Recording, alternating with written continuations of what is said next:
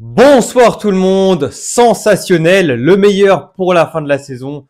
Chelsea remporte la première Coupe du Monde des clubs en écrasant, en humiliant le Paris Saint-Germain, 3-0.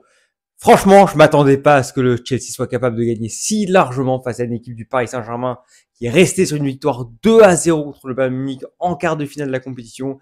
Une équipe du Paris Saint-Germain qui avait battu en demi-finale le Real Madrid 4-0.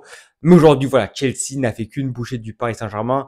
Et pour vous montrer à quel point le succès ce soir ne fait d'aucune contestation possible, on regarde les statistiques, c'est 2,08 expected goals, donc 2 buts attendus pour Chelsea, contre 0,53 pour le Paris Saint-Germain, alors que le PSG était mené dès la 22e minute.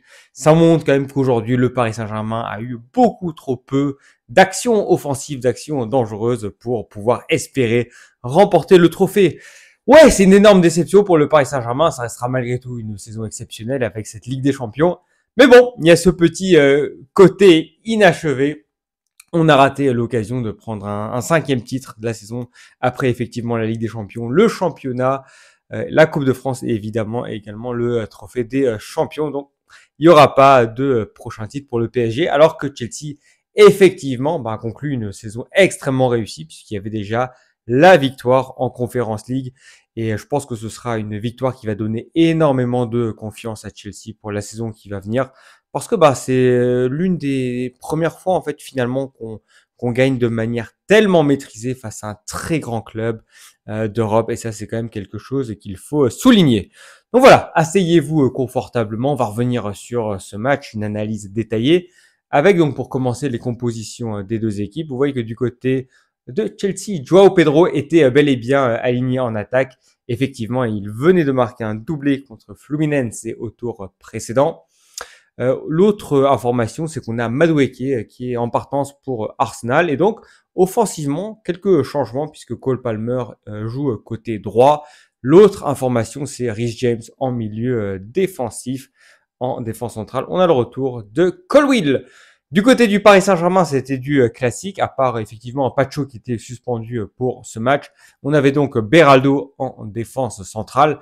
Devant, effectivement, Dembélé en route pour le Ballon d'Or était aligné. Kvaratskhelia, effectivement, sur le côté, tout comme Doué. Bon, effectivement, ce match de Chelsea, franchement, il a super bien commencé. Chelsea a été extrêmement entreprenant pendant ce premier quart d'heure et franchement, ils m'ont régalé. Je m'attendais vraiment pas à ce que le Paris Saint-Germain soit pris à la gorge comme ça dès le début. En fait, pendant ce premier quart d'heure, il n'y a qu'une seule équipe sur le terrain. La seule chose qui manque, effectivement, c'est la conclusion. Cole Palmer, il a une occasion en or et il la tire à côté. Ça, c'est dommage. Et là, j'ai eu peur que ça soit puni parce que ensuite le Paris Saint-Germain, pendant 4-5 minutes, a vraiment fait du très très beau football.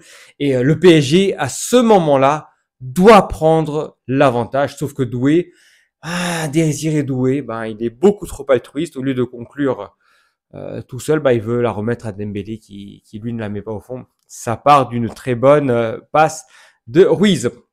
Et puis ensuite, on a le chef-d'œuvre de Chelsea. 20 minutes d'un niveau exceptionnel. C'est les meilleures 20 minutes de la saison de Chelsea peut-être. Aujourd'hui, par moment, on a vu une équipe de classe mondiale du côté de Chelsea.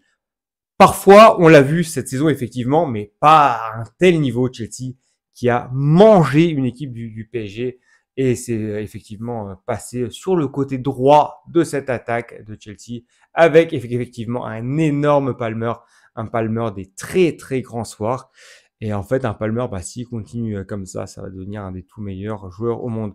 Nuno Mendes, il a énormément souffert sur son côté gauche. Et ce qu'on a vu aujourd'hui, c'est Chelsea quand même souvent relancer un peu plus vite que d'habitude. Souvent, Robert Sanchez dans les buts a usé de ballons un peu plus longs.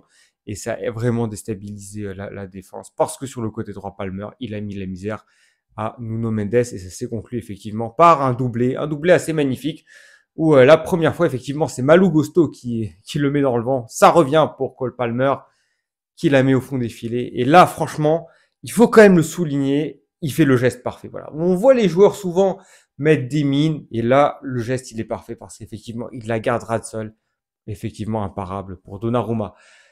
Deuxième but, c'est une copie, hein, c'est une copie du premier. Il part effectivement sur le côté droit, Cole Palmer, classe mondiale. Il met l'intérieur et effectivement le doublé. Et puis le troisième but, la passe décisive pour Joao Pedro, qui va mettre un petit lob à Donnarumma en 43 minutes de jeu. Chelsea a plié l'affaire. Purée, Chelsea qui marque 3 buts en une mi-temps au PSG. Alors ça, c'était quelque chose d'assez inattendu. Alors effectivement, je m'attendais à ce que le PSG réagisse quand même en deuxième mi-temps. Voilà, t'es quand même vainqueur de la Ligue des Champions, tu restes sur une saison exceptionnelle. T'as les joueurs pour en soi faire la différence, mais à la deuxième période du Paris Saint-Germain, à part les 10 premières minutes où effectivement il s'approche quelquefois du but, où je note une très belle intervention de Sanchez qui vient sortir une parade exceptionnelle sur une tentative de Dembélé. Globalement, j'ai pas vu un très grand Paris Saint-Germain, à part effectivement une autre tentative lointaine de Doué, bien sortie par Sanchez. J'ai pas vu une équipe du PSG aujourd'hui être capable de revenir au score, quoi. Et au contraire, c'est Chelsea qui aurait dû marquer un quatrième but. Faut quand même souligner le grand match en deuxième mi-temps de Donnarumma parce qu'il fait deux arrêts assez extraordinaires contre Delap. Voilà, Delap, une belle frappe qui vise, qui cherche la lucarne et Donnarumma s'interpose. Et une fois, il va carrément gagner un face à Liam Delap. Et donc, aujourd'hui, on peut le souligner quand même, Joao Pedro a un net avantage, ou un net avantage, un petit avantage en tout cas par rapport à Liam Delap pour commencer, je pense, la prochaine saison au poste d'avant-centre. Nicolas Jackson, je sais pas ce qui va venir, mais pour l'instant, j'ai l'impression que lui, il est plutôt numéro 3 dans la hiérarchie. Donc bon, ce qui est effectivement encore très impressionnant du côté de Chelsea, c'est ce milieu de terrain. Et en fait, ce qui avait été génial du côté du PSG, c'était justement cette capacité à bouffer l'adversaire au milieu de terrain. Et aujourd'hui, le PSG n'a pas été en mesure d'éteindre complètement son adversaire dans ce secteur. Et c'est finalement quelque chose qui a fait la différence. Je ne sais pas si à l'avenir, on reverra souvent Reece James au poste de milieu défensif. Cette saison, c'est quelque chose qu'on avait vu plusieurs fois. Ça s'était pas très bien passé jusqu'à présent. Du moins, c'est mon avis, hein. Je l'avais pas trouvé vraiment très concluant à ce poste de milieu défensif. Aujourd'hui, c'est une exception. Donc à voir, hein, si on verra peut-être Cole Palmer plus souvent ailier droit plutôt que milieu offensif. On sait que Jadon Sancho est parti, Madueke va partir maintenant. Et bon, il y a Gittens qui est arrivé en provenance de Dortmund, mais peut-être c'est encore juste pour être titulaire. Donc avec Neto, ça manque peut-être pour l'instant d'alternative au poste d'ailier, mais je suis sûr qu'effectivement Chelsea va encore recruter dans cette position. Voilà le match qui se termine avec un carton rouge pour Joao Neves.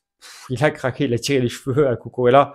C'est pas la première fois de la saison que Cucurella se fait tirer les cheveux, mais Cucurella, qu'est-ce qu'il a le don d'agacer ses adversaires.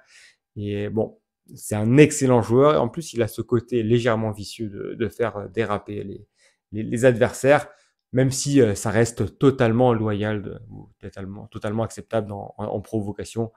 Mais voilà, faudrait pas non plus que ça devienne un joueur détestable parce que c'est un joueur quand même que j'apprécie, Cucurella.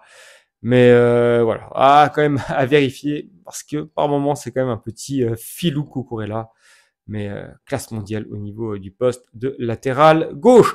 Donc voilà, par rapport à cette fin de saison du côté de Chelsea, je vous remercie de m'avoir suivi toute la saison. J'ai dû suivre une bonne quarantaine de matchs avec Chelsea. Et finalement, ça se termine avec l'apothéose, une victoire contre la meilleure équipe d'Europe de la saison. 3-0, ça montre quand même l'énorme progrès que Chelsea a fait au fur et à mesure de la saison. Et on aura effectivement la grande chance de voir Chelsea en Ligue des Champions la saison prochaine. Mais je pense que cette victoire, elle va donner énormément confiance parce que maintenant, ils ont la certitude qu'ils peuvent battre n'importe qui. Voilà, j'ai hâte maintenant que ça reprenne. Bon, va falloir attendre un petit mois la reprise en championnat de Première Ligue. Les joueurs vont pouvoir maintenant se reposer. Mais moi, je ne me reposerai pas sur cette chaîne puisque cette semaine, vous aurez pléin de vidéos. Et la prochaine vidéo que je vais sortir, ce sera demain puisque je vais analyser le départ de Madueke, donc qui quitte Chelsea pour rejoindre Arsenal. Si vous voulez pas rater tout ça, vous pouvez vous abonner à ma chaîne. Pensez également à me laisser un pouce bleu après cette superbe victoire contre le Paris Saint-Germain. Ça m'encourage énormément. Et puis, vous verrez également cette semaine, il y aura d'autres sujets. Voilà pour aujourd'hui. Bonne fête nationale à tous les Français et on se dit donc à très bientôt pour parler de plus de foot. Ciao, ciao!